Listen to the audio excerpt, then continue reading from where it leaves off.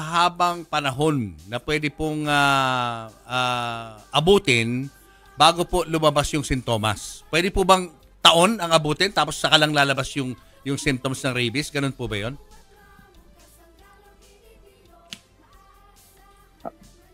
Julius, depende yan kung saan bahagi ng katawan nakagat.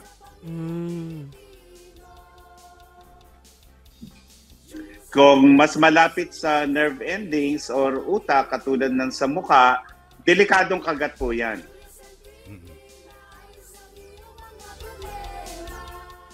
Sa namatay pong pasyente na binabalita ngayon, 2 buwan po yata.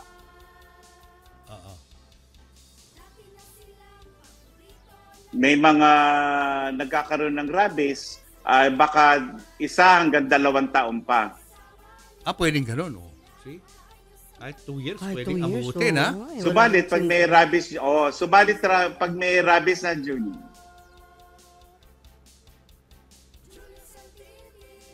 sa loob ng 36 hours ay baka mamatay. Oo, baka mamatay.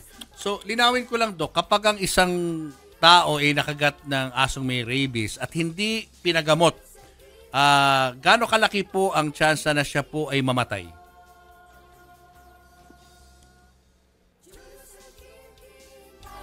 Yan po, kung hindi po binigyan ng bakuna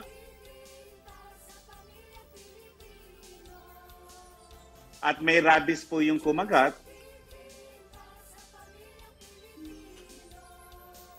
ay maaari siyang magkaroon ng rabies as early as 1 month.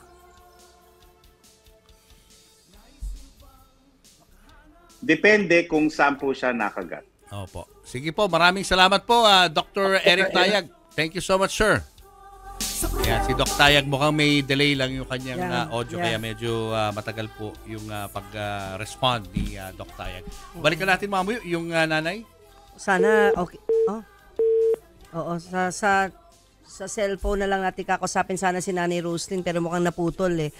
Pero at least nasagot na ni Doc Tayag na ang sintomas pala, bago lumabas, pwedeng mahabang panahon kang maghihintay. 1 taon?